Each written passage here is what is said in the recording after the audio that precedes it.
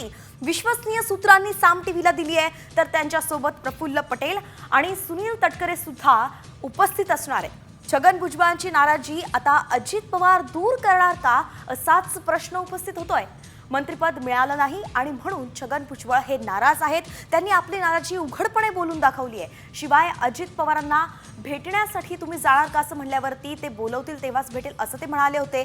2 दिवस Ajit Pawar not reachable होते, त्यामुळे भुजबळांची नाराजी त्यांचा संताप अंगावर ओढवून घेऊ नये म्हणून ते नॉट रिचेबल झाल्याचं काही विरोधकांनी म्हटलं होतं। मात्र आता अजित पवार पुन्हा एकदा स्वतः छगन भुजबळांना भेटणार आहेत आणि त्यांची नाराजी दूर करण्याचे प्रयत्न करणार आहेत।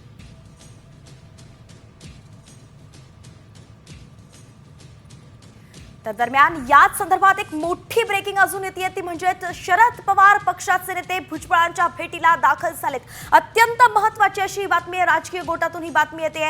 राष्ट्रवादी विरुद्ध राष्ट्रवादी असा जो वाद आहे त्यात हा भुजबळ आता कळीचा मुद्दा ठरताना दिसतायत। भुजबळ नाराज आहेत, अशातच आता शरद पवार पक्षाचे नेते सुद्धा भुजबळांच्या भेटीला दाखल झाले आहेत।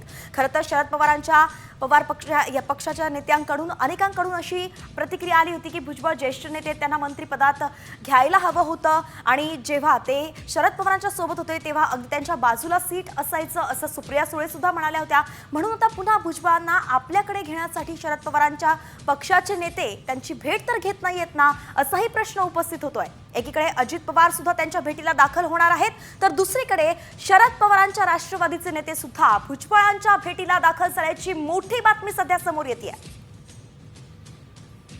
तबरेज शेख आपले प्रतिनिधी आपल्या सोबत जोडले गेलेत। तबरेज, काय सांगाल नेमकं शरद पवारांच्या राष्ट्रवादीकडून भुजबळांच्या भेटीला येण्याचं कारण काय कळतंय?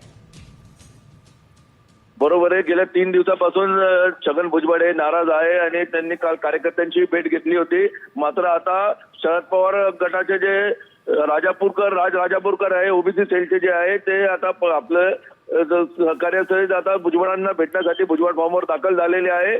एकूणच थोड्या वेळात आता भुजबळ यांची बैठक आहे। आज जो उत्तर महाराष्ट्राचे संपूर्ण महाराष्ट्राचे जे ओबीसी जे समता परिषदेचे जे पदाधिकारी कार्यकर्ते ते नाशिकमध्ये दाखल झालेले आहे आणि 11 वाजता ते बैठकीला सुरुवात होणार आहे।